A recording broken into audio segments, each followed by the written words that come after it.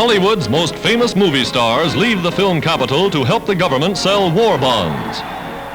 Irene Dunne, Ronald Colman, Heddy Lamar, Greer Garson, all part of a contingent of some 50 screen celebrities giving their time and talents to aid the national war effort.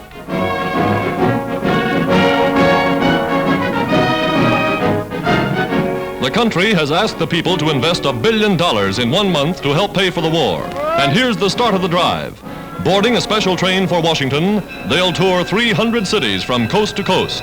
Go to any city that agrees to subscribe at least $1 million.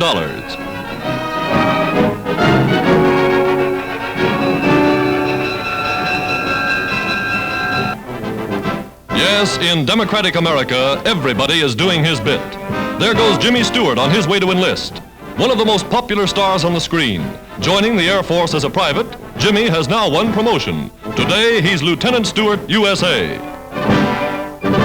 That husky young Negro en route to an Army induction center is the heavyweight boxing champion of the world, Joe Louis, the boy who beat Max Schmeling. The Army can use that fighting spirit, and Joe Louis is now a corporal of cavalry somewhere in the West.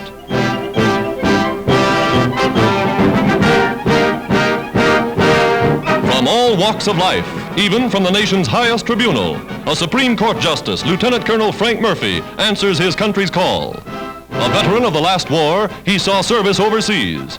Back in uniform, the judge is again ready for duty at the front. Moviegoers of years ago will remember Jackie Coogan. Charlie Chaplin made him famous as the Kid.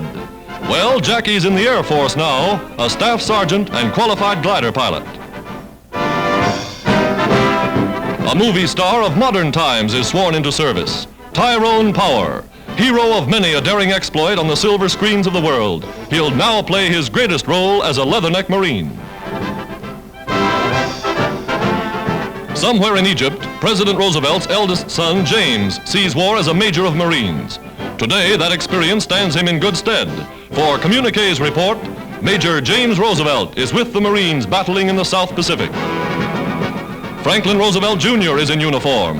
His fellow officer is Douglas Fairbanks Jr., a lieutenant in the Navy. Young Doug, like his famous father, every inch a man, is serving with the fleet. Clark Gable, at 41, renounces his throne as America's most popular film star to join the United States Army Air Force. Enlisting as a private, his ambition to become a crack aerial gunner in the crew of a bomber. God bless you. Thank you. The only son of General John J. Pershing wins his promotion from private to second lieutenant. The Army's Chief of Staff, General Marshall, personally awarding the commission. A general's son, up from the ranks. Yes, movie stars arriving in Washington to help sell war bonds are all working for the same cause. The parade down Pennsylvania Avenue is a pageant of patriotism. Bing Crosby in a scout car. Jimmy Cagney. Abbott and Costello, popular comedians of stage, screen, and radio. They all assemble on the Treasury steps to launch the drive for funds. Greer Garson, Jimmy Cagney, Ann Rutherford, Irene Dunne, Heddy Lamar. And how that crowd lines up to buy bonds from their favorites. They buy knowing that every dollar invested helps send more planes, tanks, and ships to the United Nations. This is the people's way of saying, from the home front to the battlefront, from movie stars to sales clerks, America's 130 million citizens are in the war.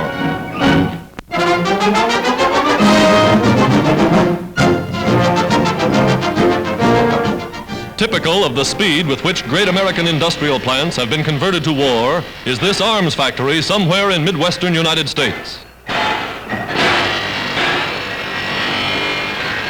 A year ago, these girls made automobile tires. Today, they inspect some of the 1,500 precision parts that go into the making of Bofor's anti-aircraft guns. From sub-assembly lines, workmen once skilled in production for peace are now breaking records manufacturing weapons for war.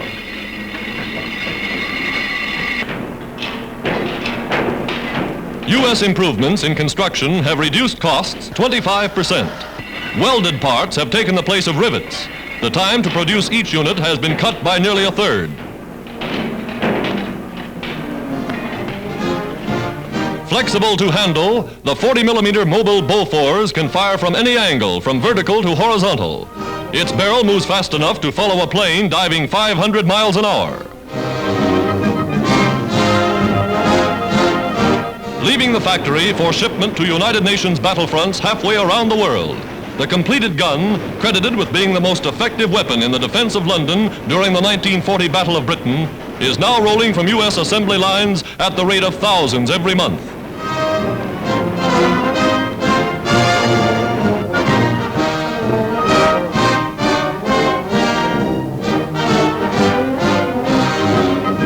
In the field, they're ready for action in less than a minute.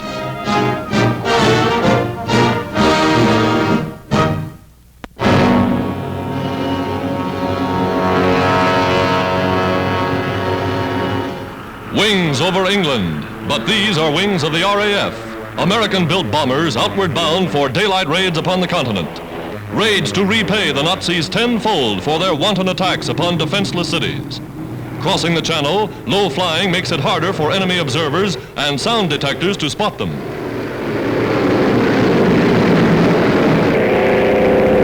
Roaring in over the beaches, movie camera planted squarely in the nose of a bomber for a ringside seat in an actual raid upon Nazi-occupied France.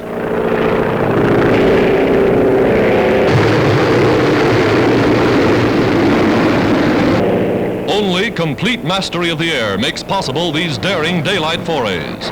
Interested only in military objectives, they wing on to a chemical plant making Nazi munitions, and the bombardiers lay their deadly eggs.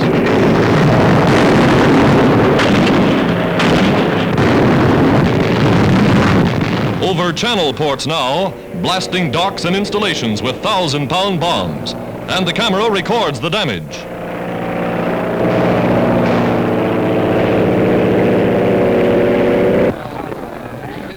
Back at a base in England, night raiders get their orders.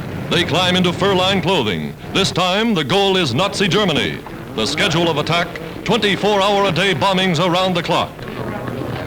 They carry feathered passengers, a homing pigeon for every bomber, to be released only if a ship gets into trouble. Sundown, the 0 hour. Powerful squadrons of 30-ton Lancasters are ready. Americans are among the crews, going with veterans of the RAF. At dozens of widely scattered aerodromes, blinker lights flash the signal for takeoff. And one by one, with split-second timing, 1,000 bombers roar down the runways, bound for the industrial cities of the German Reich.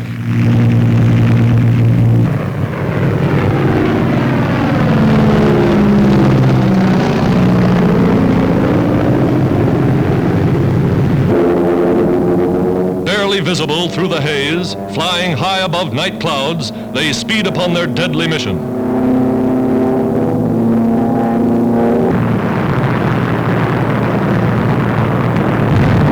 Now, over the blacked-out objective, parachute flares light up the target amid a hail of anti-aircraft fire.